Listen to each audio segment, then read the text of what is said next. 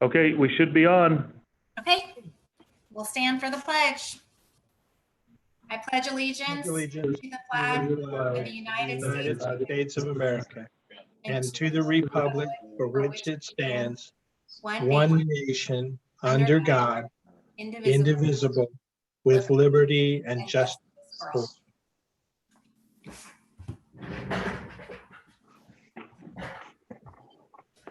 All right, if I could get a motion for the approval of the agenda. Madam President, I move that we approve the agenda as presented with the following amendments. Revised bid for nutrition, large kitchen equipment, item E4D. Great, can I get a second? Mark, is that you seconding? I'll second. Thank you. Do we need any discussion? Okay, then we'll go ahead and vote. All in. Stephanie, do you want to do the roll call? Do we still need to do that? Yeah. Okay. Laura? Aye. Dr. Hannigan? Aye. Dana? Aye. Janine? Aye. Mark? Aye. Aye. Alex? Aye. Okay, great. Thanks, guys. We'll go ahead and move on to public comment. Do we have any public comments or correspondence? No. Okay, thank you. So we will go to the consent agenda. Madam President, I move that we approve the consent agenda as previously amended. Do I have a second? This is Janine. I'll second it. Thank you, Janine. Do we need any discussion? Okay, let's go ahead and vote. Laura? Aye. Dr. Hannigan? Aye. Dana? Aye. Janine? Aye. Mark? Aye. Jennifer? Aye. Alex? Aye.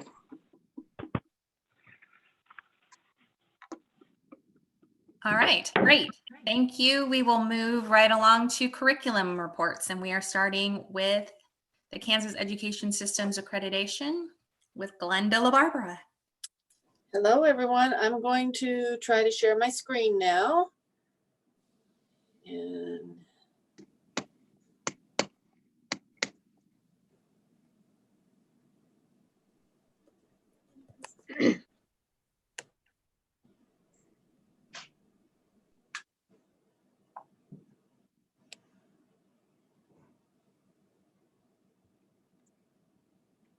all right. Can you see the screen?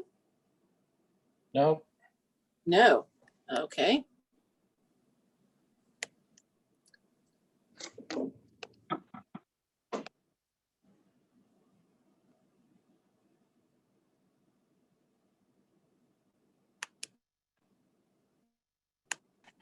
Is it working now? Yes. Yes. All righty. Thank you. All right. I'm going to update you on our visiting team and what they did with us. Our OVT presentation, our outside visiting team is what that stands for, was on April 7th. We did it all by Zoom. Normally it's an all-day affair. We did cut it back from 9 to 12 this time just because of having to Zoom for that long. And I'm going to kind of go through what our agenda was and then what their comments were. So he started us out and talked about compliance issues. There are no concerns. This essentially means that you are on a plan with the state if you have a compliance issue, and we are not on any plans. He did talk a little bit about recruitment, grow your own, some of the incentives we have for hiring. And then KJ joined in and talked about our stakeholders group, stakeholders engagement, specifically the district site council, reconfiguration, our SEL advisory committee. This is really a strong component for us when we talk about foundational structures for stakeholder engagement. because many districts struggle to get patrons and outside community members coming in and taking a part in what we do every day as our business. And we have lots of people that are willing to come in and help make decisions and guide the district. After KJ, then if you look at civic and social engagement, Skyla came in from Florence Wilson and talked about what her students are doing for civic engagement and their Promising Practice Award. She did a really nice job, wanted to have students come in, of course, but that wasn't able to happen. We presented all 5 areas of the results, state board outcomes. Monica talked a little bit about kindergarten readiness, and all of these areas you've had board presentations on. So I'm just going to kind of hit the highlights. One of the things that Monica reported out on is that we are hoping to see more parents participate. We did a virtual ASQ last year, and not as many parents participated as we would have hoped. I'm actually thinking now with what we're doing virtually now, more people are going to be more prepared to do something virtually. Sarah Stuckey, who is our mental health pilot program coordinator, gave a presentation on social emotional and what we are doing with Compass, and also what we're doing with the social emotional advisory group. For the individual plans of study, Kaylee Armstrong talked about what's going on in both the middle schools and at the high school. What's really awesome about this is the state has a rubric that you fill out where your schools are at, with the top one being modeling. And I'm really proud to say that our middle schools and the high school are modeling in almost every category. We had just a few students that have not completed all of the activities that they're supposed to do in the individual plan of study. And some of that is because of canceling school in the manner that we did after spring break.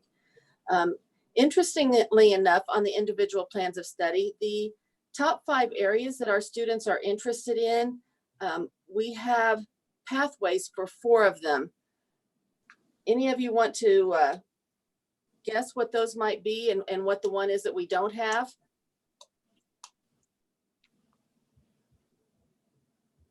No takers?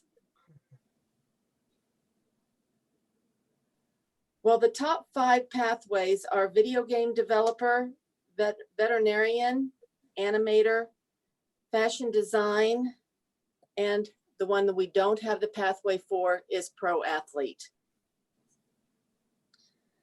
Wow. After Kaylee gave her presentation on IPS, then Mark Felvis and Steve Nordby talked about high school graduation, post-secondary success. Again, you've had presentations on all of those. I will point out, though, that Mark Felvis is expecting close to 90 to graduate this year, which will be the highest graduating class ever at the alternative school. From there, we talked about what our district goals were, and this is where we gave our buildings really a time to shine. For board goal 1.8, the AVID goal, Steve Nordby did a presentation on what the high school is doing with AVID. For rigor, board goal 1.9, Tracy Leiker talked about how her building has adopted that all assignments are going to be on grade level for all students, and how their building chose to take that leap of faith and say 100% of our students are going to be doing grade level assignments. For board goal 3.4, unhealthy behaviors, that was Brandy with Edith Sherman, and they talked about how their building has adopted zones of regulation and are really focusing on that relationship piece to be a part of that. We've had a decrease in referrals. Students are in class more, which will then in turn, we hope, bring up those academic scores as well. For community partnership, Jenny Hands did that presentation, and Chuck Pfeiffer and Nicole Hahn joined her, which really brought out how we really do partner with our community when some of them are willing to come to this presentation. We were really pleased with that. So the feedback from the visiting team when it was all said and done, things that they think we should capitalize on. The growth at the alternative school, their exact quote was, "You need to be celebrating that." We are next year adding a teacher at the alternative high school for 9th grade. We're adding a teacher for the virtual. They have a new science lab and the highest graduating class ever this year. So that was a real celebration effort. Our mental health program, they described as a powerful program and something that we're seeing a lot of success with. Civic engagement, their comments were continues to excel and great stuff. They also noted in the civic engagement that this is not mandated. This is something that our buildings are picking up like a grassroots effort, and they really like the growth and the additional schools that are participating in these activities. More feedback, resources and partnerships within the community. They felt like this was a definite growth area and continues to be a strength for us, especially the college and the local industry taking part in helping to determine pathways. That was a real strength. And next year we're looking at adding several pathways with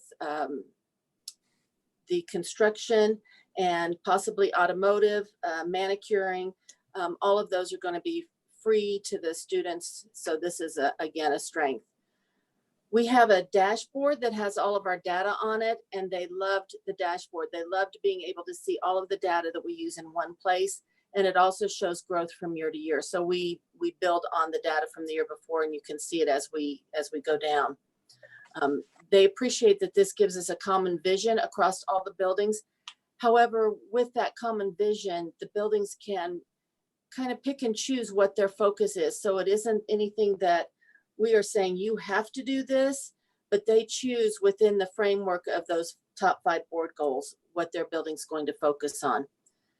Post-secondary supports is a growth area.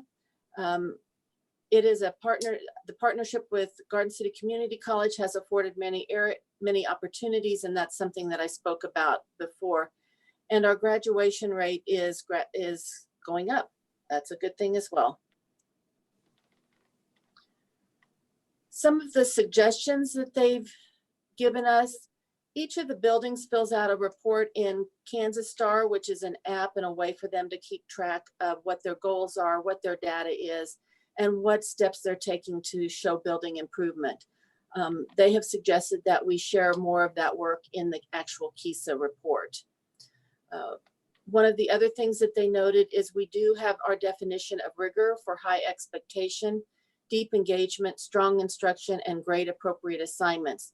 So how do we cross-reference those activities with our data on student engagement, student success? And they have suggested that maybe we find a way to maintain some data for some of these activities as well.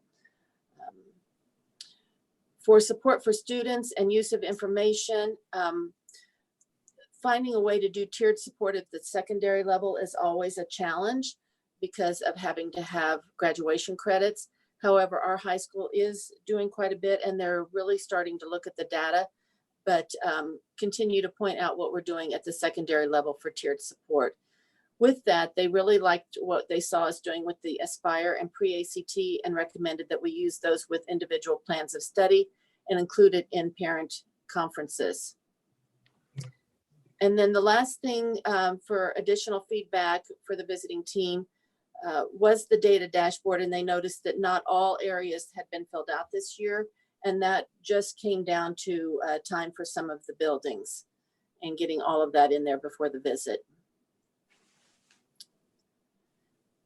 This is a sample of one of our dashboard items. So you can see the data from 18-19 and then added in for 19 and 20. This year, the first year ever, we can put in artifacts into our KESA report, and the visiting team suggested that we use some of our data from the data dashboard as artifacts, so to help further tell our story. And one of the comments that was made frequently is there are so many awesome things happening in Garden City. So it really was a nice time for us to shine. Okay, questions?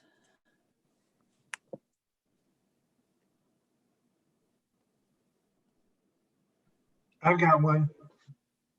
Okay, Just a quick question. What would it take for us to get pro athlete path of study?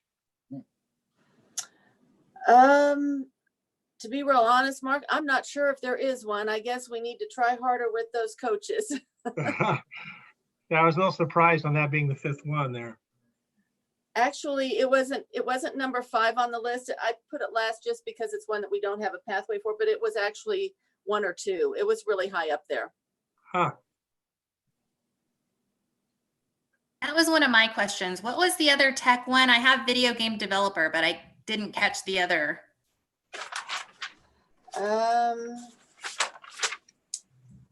Animator. Animator. Mhm. Mhm. And then I had another question about the zones of regulation. Is that something that's done across all of the district? It's another one of those things that we haven't mandated, but most all of the elementary schools are doing it now. We have a team that has become trainer of trainers, so to speak, and they've gone out there and they're using it in almost all of the elementary now, but it wasn't mandated. It's something they just felt was needed. And so you had mentioned that the number of referrals had went down. Is that across all the elementary schools using it or just in general? Well, Brandy was the only one that submitted her data for that day, but it has shown that the positives have gone way up and the behavior referrals have significantly dropped from last year to this year. That's awesome. And then I just have one last question, and that was what areas were lacking on the dashboard? What data? One of them that was brand new to us that we just thought might be nice to look at was, where do our kids go to preschool? And I actually think there was a bit of confusion on that because our early childhood center filled out the one that was the district level. And what was supposed to happen is all the buildings were supposed to fill out where their kindergartners went to preschool at, so we could kind of track that through our system. And then it was supposed to feed into the district page. And when the early childhood center filled out the district site, then none of them fed in and our numbers were wrong. So that was one of them that was wrong. And some of our principals had not gotten that one filled out at all. Thank you. Mhm. Any other questions from the board? Oh, Mark. This is just sort of looking ahead, but with this kind of review, do you have a sense how we're going to adjust to this very unusual year regarding data collection? Well, if you noticed in the sample, I didn't have anything for fourth quarter. So we aren't going to have near the data that we normally have. We won't have any of that progress monitoring that we do third and fourth quarter. We won't have the state assessments. So we'll really have to almost pick up like a brand new year and start over in the fall. Okay, thank you. Mhm. Madam President, this is Steve. Hey, just a couple of general comments, a little review. So remember, KESA is our accreditation process. It's a 5-year process, and this was our 3rd year, our 3-year visit. So we really have 2 years left. So overall, super pleased with the very positive report and the feedback that we got from our team. Our team is made up of 3 people, superintendent from Hugoton, a teacher from Dodge City, and an elementary principal from Scott City.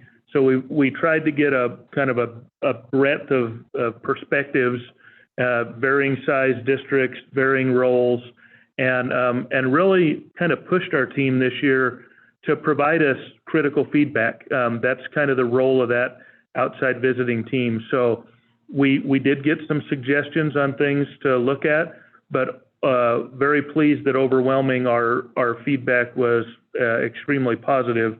A couple of things I just wanted to highlight that were my takeaways.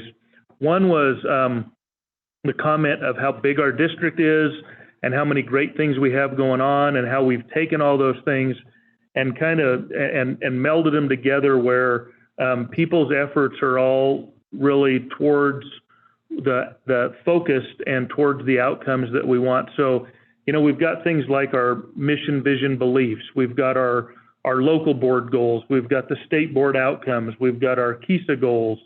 And the fact that all those kind of tie together and they're not separate pieces that people stop today working on the board goals to go work on the KESA goals. It's really what our people are doing, meet the needs, the work they do crosses those boundaries kind of seamlessly. And so, and then all of that really ties into the school improvement efforts that our individual schools are doing and the goals they develop. And so super pleased with the feedback that we got of how that is working. Because if you remember from the time we started talking about this, we really didn't want to have multiple different things going on. We wanted that to be as connected and seamless so that we really valued the work that our people are putting in. And then they were also very complimentary of the engagement of our staff, of our families, of our students in this process. And so again, I think that, and especially for, I think the perception was that would be pretty challenging in a big district. And, there's always pros and cons, but it was good to see that the team saw evidence of that from the presentations that our people were able to provide that day. And then last, just a big thanks to Glenda for all of her work to organize and put this together. She, up until the pandemic, I think she would tell you she was eating, sleeping, breathing, drinking KESA. That was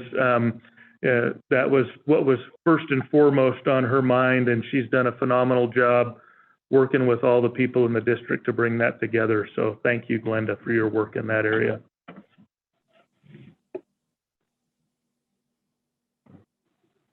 Awesome.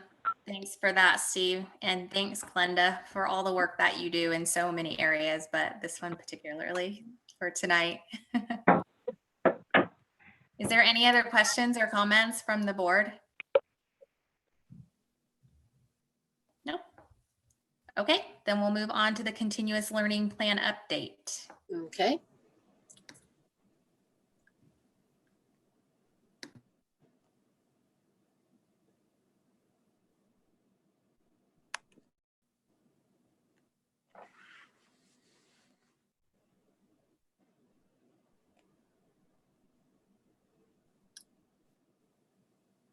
All right, can you see the screen? Yes. Yes. All right, thank you. All right, so when I did this one, you can tell that maybe the stay-at-home order had affected me a little bit. I chose the beach background. So it didn't last very long though, just the cover slide. So our engagement for our continuous learning plan, I have the numbers there for you. Again, the middle school is a range based on electives to core subjects. Elementary is down just a little bit, as is the intermediate.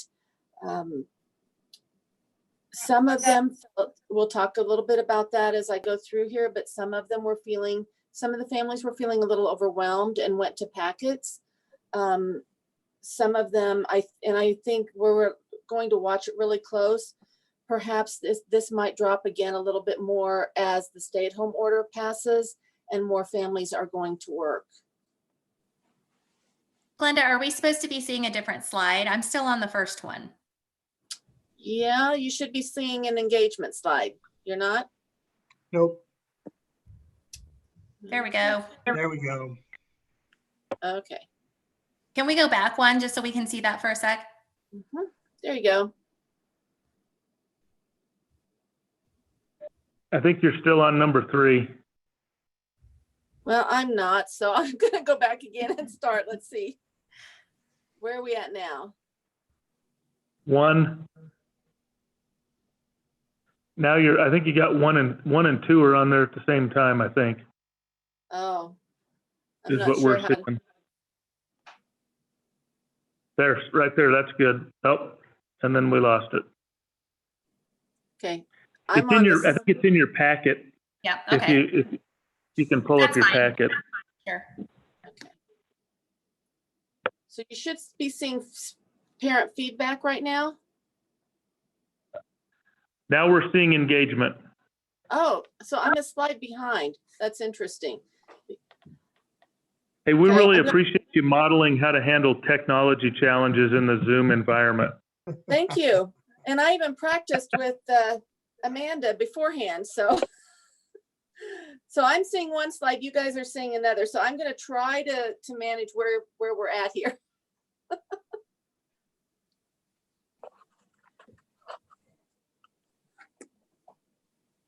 So are you at parent feedback now, Yeah, where it says it's hard? yes. Yes. Oh, good. All right. So we have a number of ways that we're getting feedback from parents. We do have a weekly check-in with families. We have some schools that have done a parent survey using Google Forms. Class Dojo, Blooms, or some apps.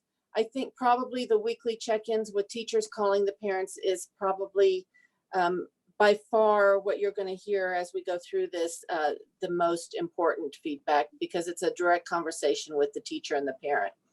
But what we're getting is that it is hard. Children are missing the teachers, teachers are missing the children. It's hard to get children to do the schoolwork. Internet is not always consistent. Sometimes it's slow, so it's frustrating. Believe it or not, kids don't want to get out of bed for morning classes when it's on the computer. Not all the time anyway. Childcare providers, grandparents, or siblings are oftentimes the ones that are trying to get the kids to join class. Sometimes if they're going to a daycare provider, did you bring your assignment? Do you have everything, your iPad to go, and then things are left at home? There's too much work on top of family obligations, working, etc. A lot of our schools changed the format and the amount of work as they got started and into this based on family comments. And then one that I particularly liked, because we've had this one for a couple years, is they don't teach math like they used to. Yeah.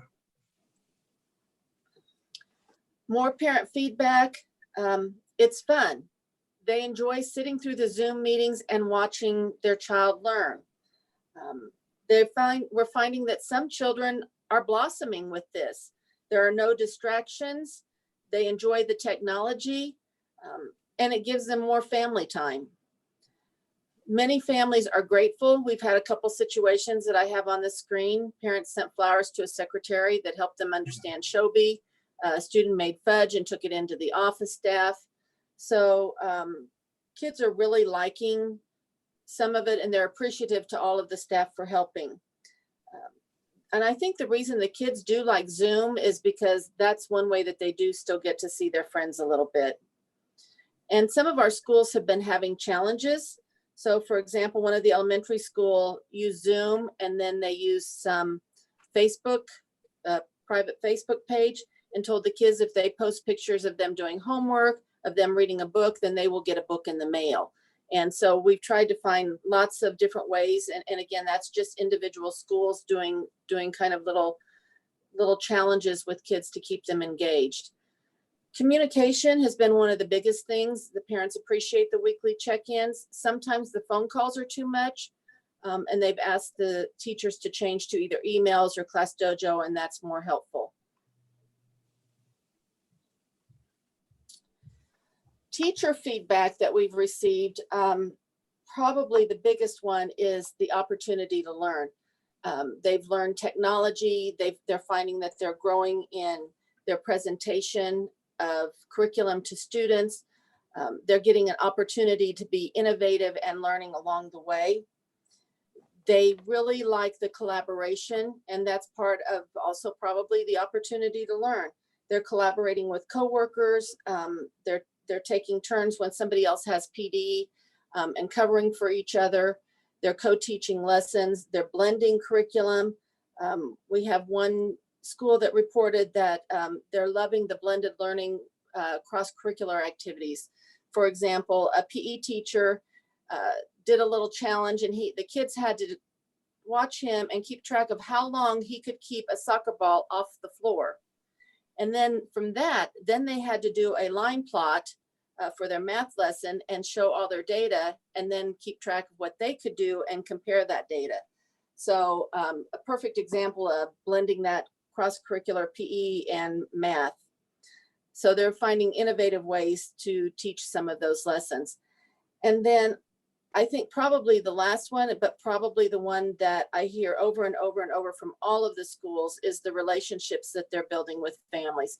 That weekly check-in is something that they absolutely want to continue next year. How do we continue that communication and not go back to what we used to do? Yeah. Did you know, at last count, when I put this PowerPoint together, we had 10 families that are quarantined. I know that we've added at least 2 more to that. On that, I'm sorry to interrupt, but the last slide and this slide look really weird. Like you're only seeing the bottom fourth of the actual slide and the rest of it almost looks like a negative. Well,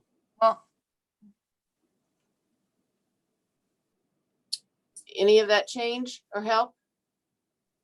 that's better. Teacher feedback. Some stuff back there, but Yeah, I have no idea. Might be just using, I don't know.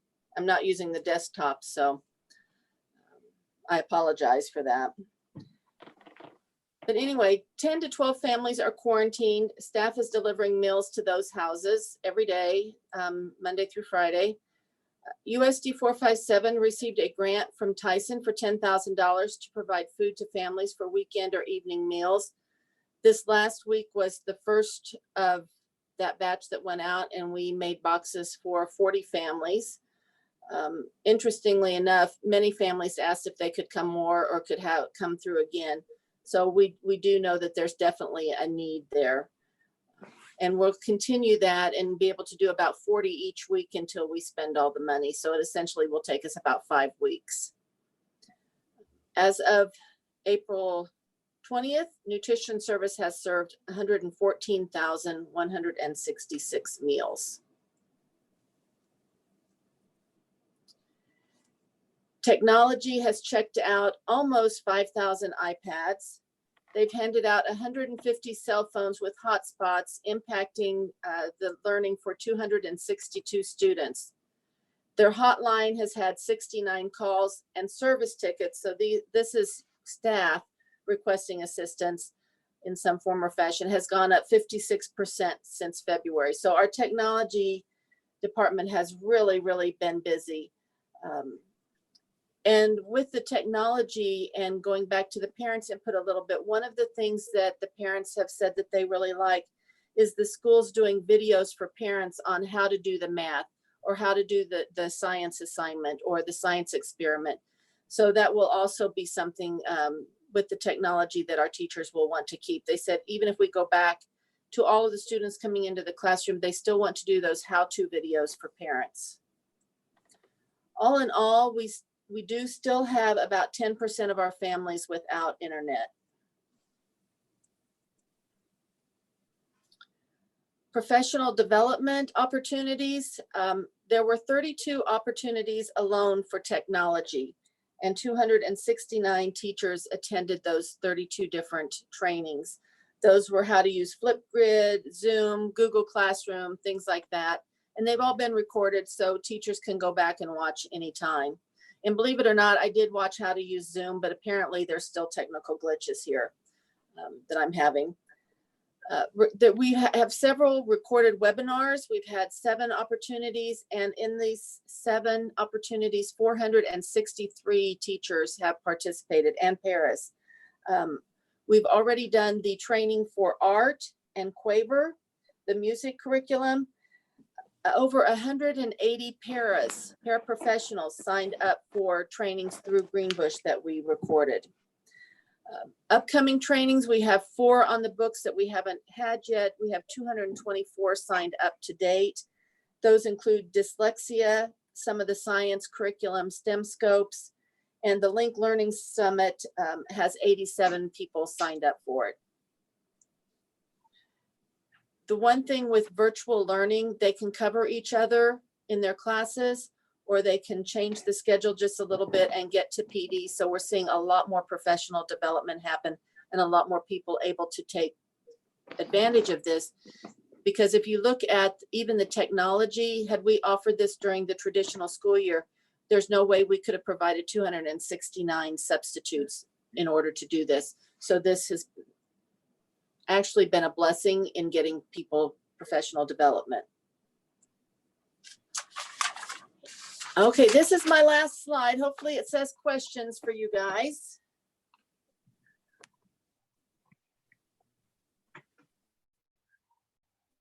Glenda, I have a couple of questions.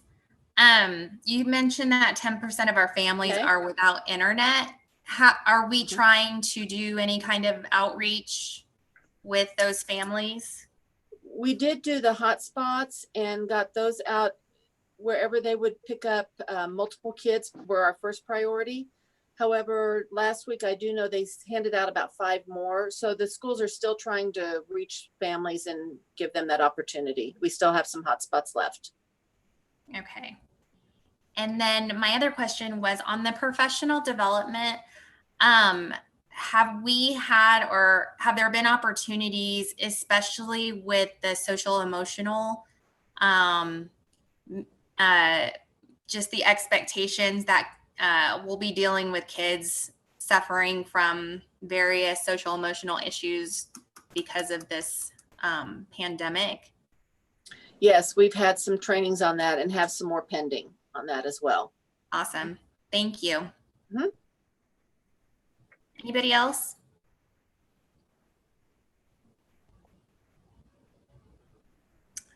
Okay. Well, thank you, Glenda. Mhm.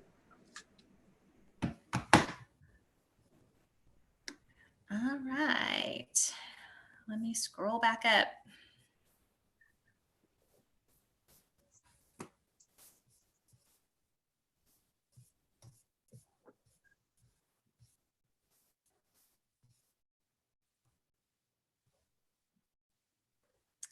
Okay. Well, that was short and sweet. So we're ready for board open discussion.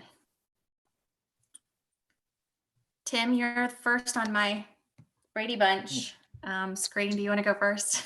I have nothing tonight. Thank you. Okay. You look a little tired. Is those 6 to 6? Yeah. That's okay. Okay. Alex? Thanks. Sound. You don't have sound. Sorry, this is a question for Tim, if you don't mind, but how's the public viewing you being open? Well, I can only speak for the actual kids that walk through my door. We are getting extraordinarily high positive comments. We've only had one family that wanted to reschedule. I know there is some discussion statewide about me being open. I'm actually adhering to the law, but people that don't do what I do, which is typical, people that don't do what I do are curious as to why I'm open. And we're closing back down again, beginning tomorrow's my last day for a while again. Just because of the public, or just your conduct? Well, we've been working 7 days a week to try to get through all of the patients. We're not taking any new patients, but we're just getting through them. And then we got all through them. We got everything kind of caught up. So we closed back down again for a couple of weeks, which will put us back behind, but then we'll open back up again for 7 days and start it all over again. I was just curious. Oh, thanks. Thanks for the concern. I'm glad you're doing well. Construction, Yeah. we're essential, so we're good to go. But I was just curious with everybody else, what's going on. Yeah. Laura, do you want to go next? Sure. So on the legislative virtual coffee. So it was a really great experience last time. So if you can log on, that'd probably be a great thing to do. And hear what they have to say. I was excited to hear Senator Dahl's comments at the last one, talking about the need for better broadband and connectivity out here. I think that's a huge issue. I know during my self-quarantine, the week that we were without school, things were pretty good. But then the week when school started, I was working at 8 o'clock at night because you couldn't get internet out where I live. So I think we really need to focus on that. And I'm glad that that's on their radar. I know there's a task force that Lon Pishney's been on to try to get something going. But I think, especially with 10% of our students not having internet, I think that's an issue. The other question I had was checking in to see what we were going to be doing for Teacher Appreciation Week, especially given all that our teachers have done for us the last few days. And I really do appreciate the snow day today. It was really cold out and blustery, but you know, I'm glad the superintendent had the foresight to cancel school today. So that's all I had. Thank you. Thanks, Laura. Janine, do you want to go next? Yeah, I don't have anything this evening. So Okay. mine's short and sweet. Okay. Jennifer? I don't have anything. Okay, Mark?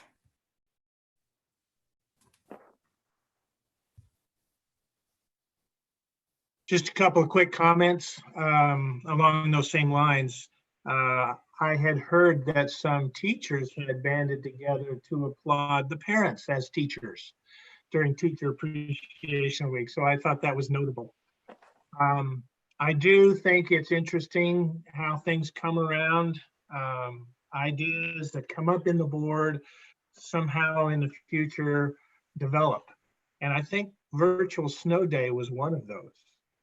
But with that being said, that's all I have. Okay, thanks, Mark. Yeah, I'm curious what we should do for teachers as well. So I'm glad Laura brought that up. Is that something that we determine, Steve, or how does that work? Definitely want to let our teachers know how much we appreciate what they're doing. Yeah, so I think the board has historically done some stuff in the fall when we have American Education Week, and we deliver some goodies out to the buildings, and this has been probably more of just a recognition kind of thing we've done in the past, is just letting them know that we do appreciate what they do. And the snow day today was certainly, that was a piece of letting our folks know how much we really value what they're doing. And as was said a minute ago, really this snow day kind of fell right between the little bit of break we had at Easter and the end of our school year, and was really done more in recognition of the work that our staff, including our teachers, but also our students and our parents have been putting in, and that the break we had at Easter seemed to just really be a nice little pick-me-up. And so having this opportunity to recognize that work, give people a 3-day weekend here before we do the final push to get through the end of the school year, seemed kind of like an appropriate thing to do. So I appreciate the board's support on that. And I know I've received several positive comments from our staff and our school folks on that recognition. But we will continue to we'll put some things out through social media and to try to call attention again to the work that our folks are doing. And I do think that I've also heard a number of comments from parents about how this spring their appreciation for what teachers do has increased a lot, because they're a lot more involved than they ever have been, and working more closely with the kids in their house and their development. So we do appreciate all that our teachers and all of our staff does to make this work. Well, that's great. And I appreciate that timing and just all the efforts to do all that you're doing. So this was awesome. I only got to hear from parents, but I know they were happy with the snow day today. So did you have anything else that you wanted to, Alex, I see you adding, you wanted to add something? Yeah, I was just going to ask Steve if he can explain Mr. Nordby's award that he got just this last week. Yeah, so thanks. So Mr. Nordby, the principal at Garden City High School, was selected by the Kansas Association of Secondary School Principals as the Region 6 Secondary Principal of the Year. And that was really great to see that he was recognized for the outstanding work that he does at Garden City High School.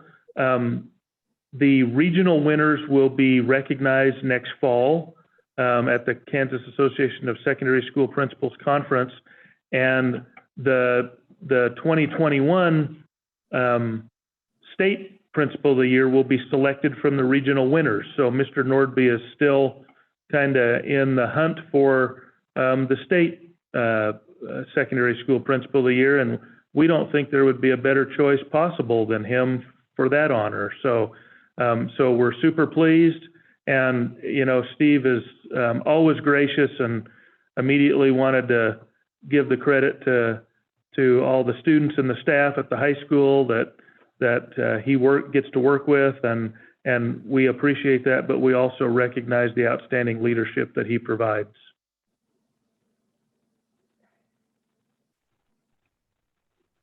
Did you have anything else that you wanted to add, Steve? Couple things, just to kind of call to everybody's attention that, due to the development of the virus in Finney County, we have taken some steps in the district to get a little more restrictive. So right now, we're continuing with our continuous learning program. We're continuing with our food service program, but any of our employees, but basically all of our employees, are working from home unless they have to be at work to perform a critical function. You'll notice I'm not at home. Thank goodness my home doesn't have this kind of backdrop. But the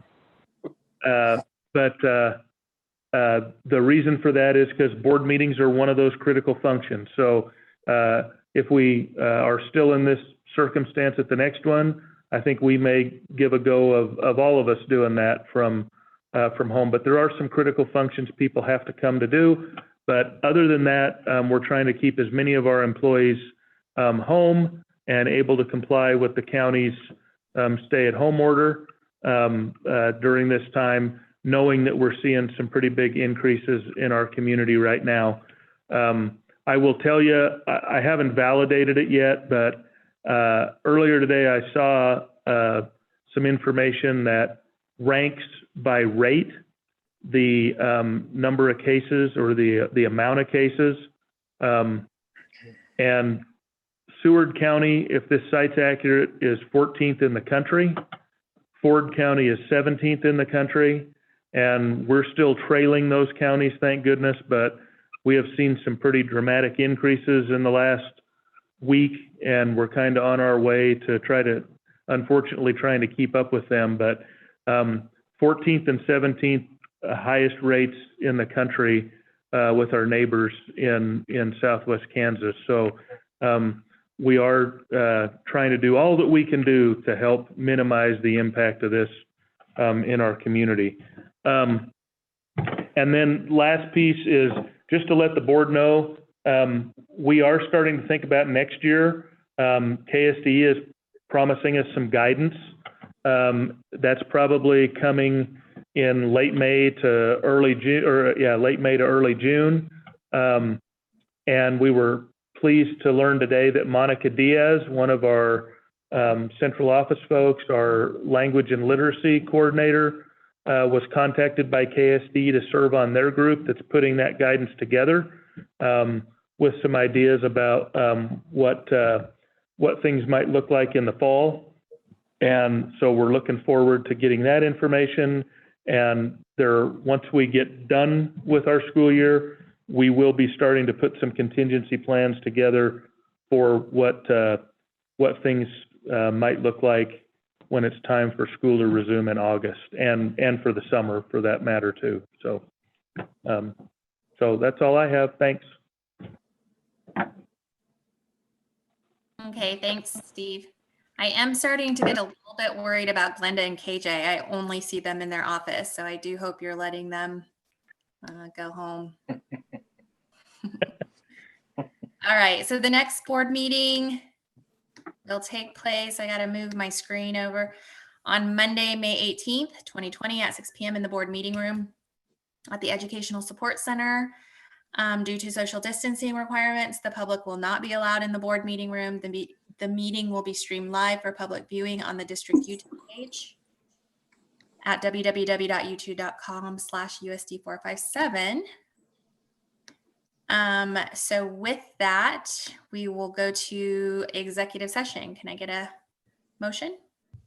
Madam President, I move we go into executive session for 30 minutes to discuss negotiations for the 2020-21 school year under the exception for your employee negotiations under COMA beginning at, I have 6:52.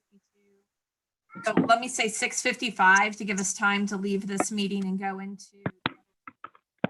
And the open meeting will resume in the board meeting room at 7:25.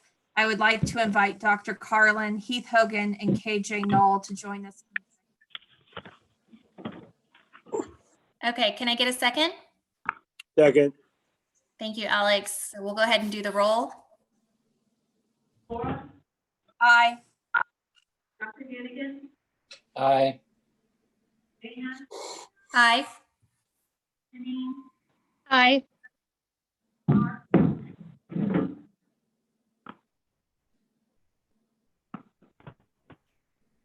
Mark, Sorry, aye. Jennifer, Aye. Alex. Aye. Okay, great. So I will see you all on the next Zoom link.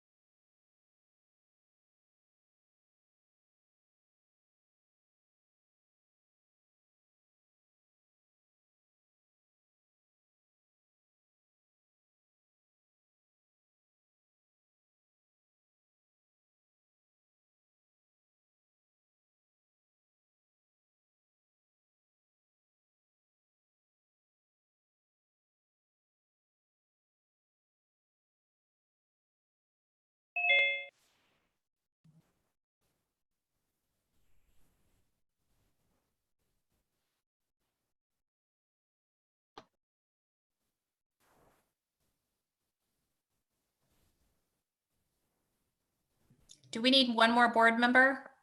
Yes.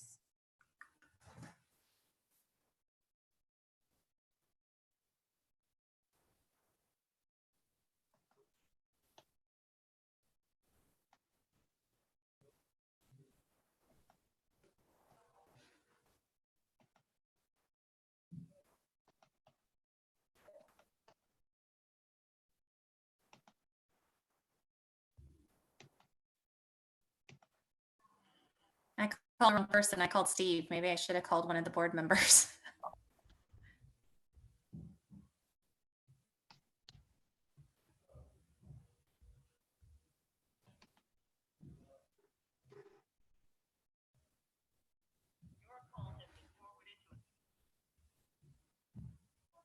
Ah, there we go.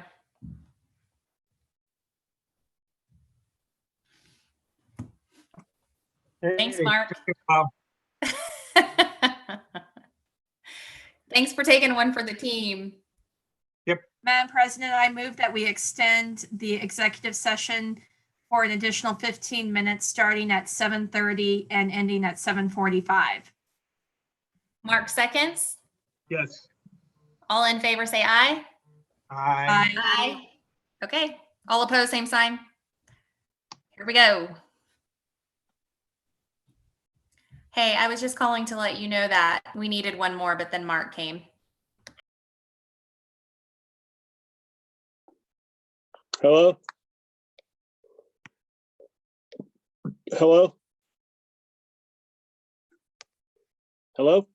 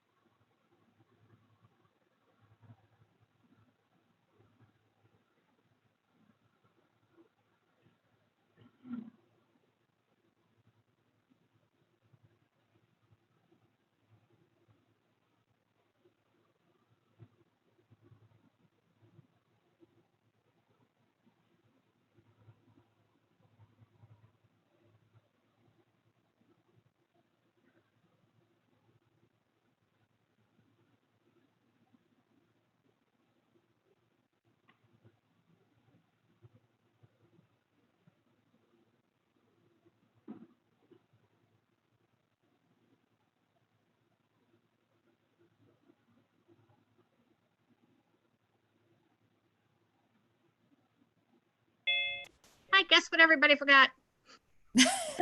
Laura's the one that always knows. She always knows protocol. She's got it down. I was wondering where everybody went. We're all sitting in the other one chit chatting, and Tim's like, did we need to go back out and back in? We're like, oh. Madam President, I move we go into executive session for 30 minutes to discuss an individual employee's performance pursuant to non-elected personnel exception under coma beginning at 7:50, and the open meeting will resume in the board meeting room at 8:10. I would like Let's do to. 8:15, should we? Okay. You said for 20, 35 you said 30 minutes? Oh, 30 minutes would be 8:20. Yeah. Oh, right. Yeah. Sorry. Sorry. I would like to invite Dr. Carlin to join us in executive session. Can I get a second? I'll second it. Thanks, Janine. All in favor, say aye. Aye. All opposed? Okay, See you Stephanie, there. thank you.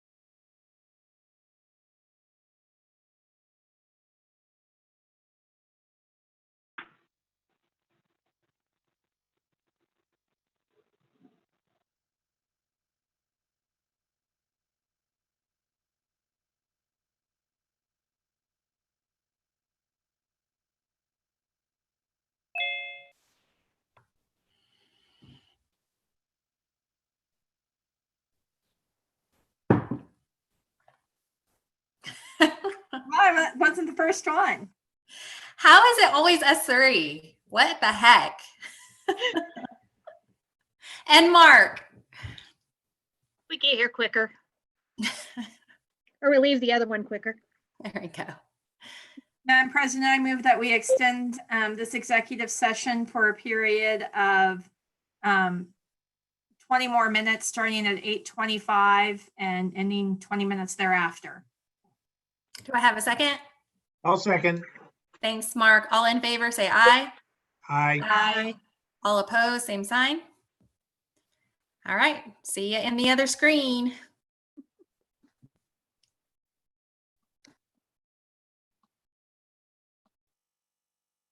Why can't I get it to leave the meeting?